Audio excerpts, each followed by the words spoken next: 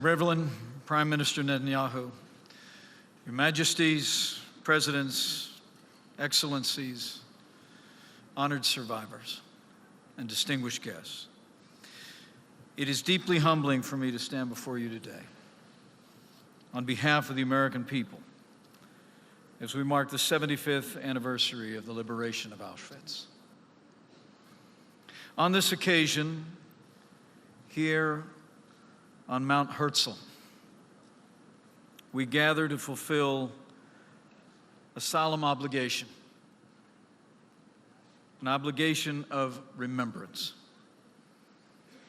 to never allow the memory of those who died in the Holocaust to be forgotten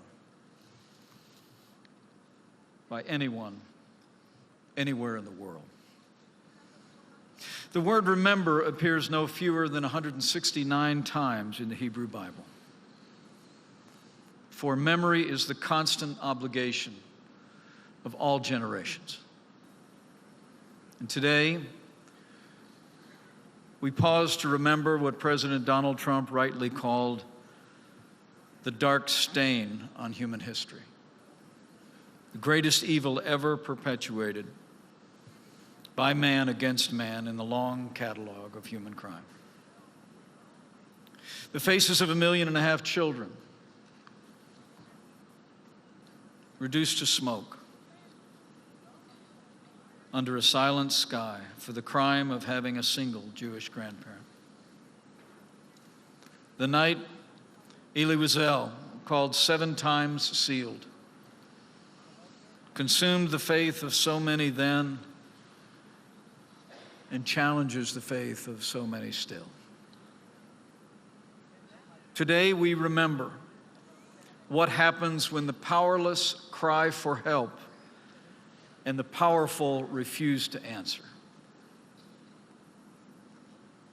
The town's name was Oswiecim.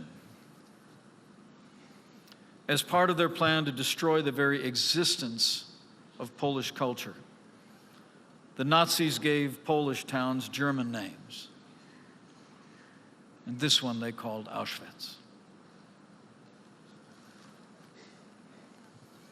When soldiers opened the gates of Auschwitz on January 27, 1945, they found 7,000 half-starved, half-naked prisoners. Hundreds of boxes of camp records that documented the greatest mass murder in history. Before the war was over, in its 5 years of existence, more than 1.1 million men, women, and children would perish at Auschwitz. As my wife and I can attest firsthand from this past year, one cannot walk the grounds of Auschwitz without being overcome with emotion and grief. One cannot see the piles of shoes, the gas chambers, the crematoriums, the lone boxcar facing the gate to the camp, and those grainy photographs of men, women, and children being sent to their deaths without asking, how could they? Today we mourn with those who mourn and grieve with those who grieve. We remember the names and the faces and the promise of the 6 million Jews who were murdered in the Holocaust. Today, we also pay tribute to those who survived, who all these years have borne witness to that evil and have served mankind by their example.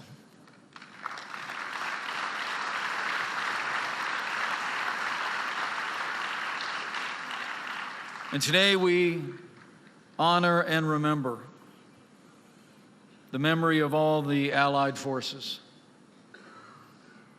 including more than 2 million American soldiers who left hearth and home, suffered appalling casualties, and freed a continent from the grip of tyranny.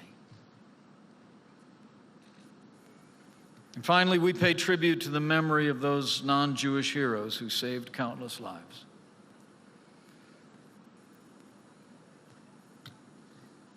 Those the people of Israel call the righteous among the nations. In an age of indifference, they acted.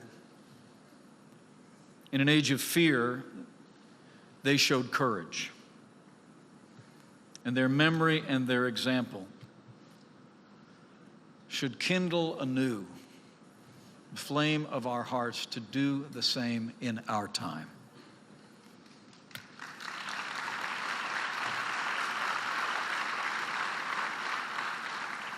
We must be prepared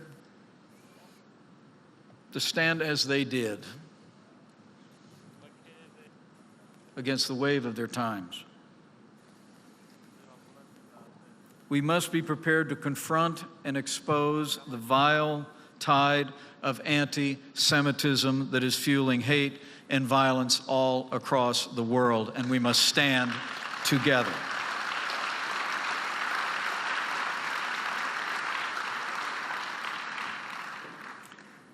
In that same spirit, we must also stand strong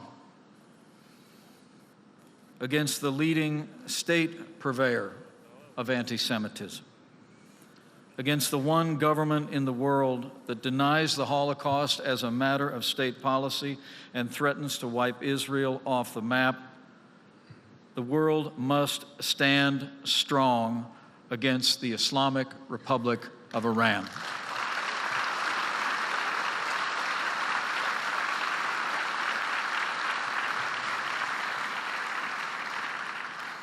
And finally, we must have the courage to recognize all the leaders and all the nations that are gathered here, that today we have the responsibility and the power to ensure that what we remember here today can never happen again.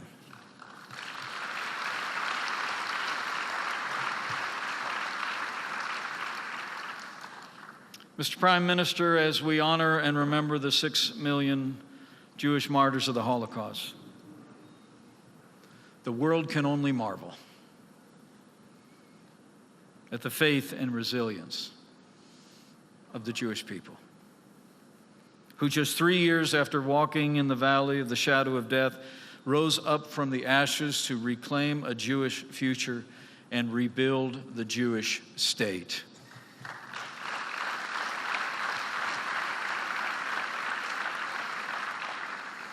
And I'm proud to say, as Vice President of the United States, that the American people have been with you every step of the way since 1948.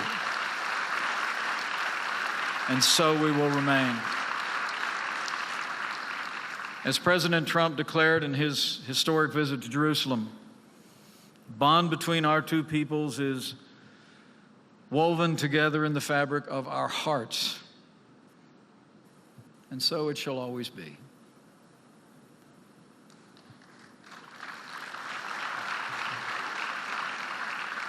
Today we remember not simply the liberation of Auschwitz, but also the triumph of freedom.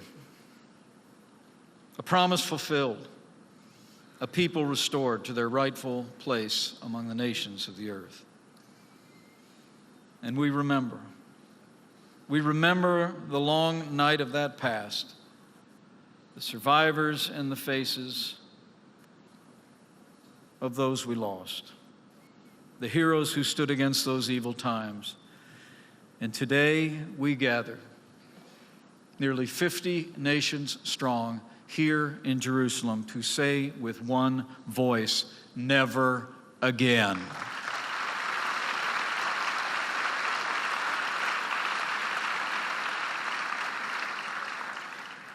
Through pogroms, persecutions, and expulsions in the ghettos, and finally even through the death camps, the Jewish people clung to an ancient promise that he would never leave you or forsake you. and that he would lead this people to inherit the land that he swore to your ancestors that he would give them. And so today, as we bear witness to the strength and the resilience and the faith of the Jewish people, so too we bear witness to God's faithfulness to the Jewish people.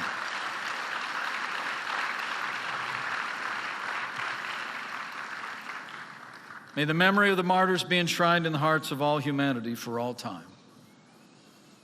May God bless the Jewish people, the state of Israel, the United States, and all the nations gathered here. And may he who creates peace in the heavens create peace for us and for all the world. Oseh Shalom Bimro Mav, Huye Aseh Shalom, Aleinu V'Akol Yes Israel, Vayim Ru. Amen.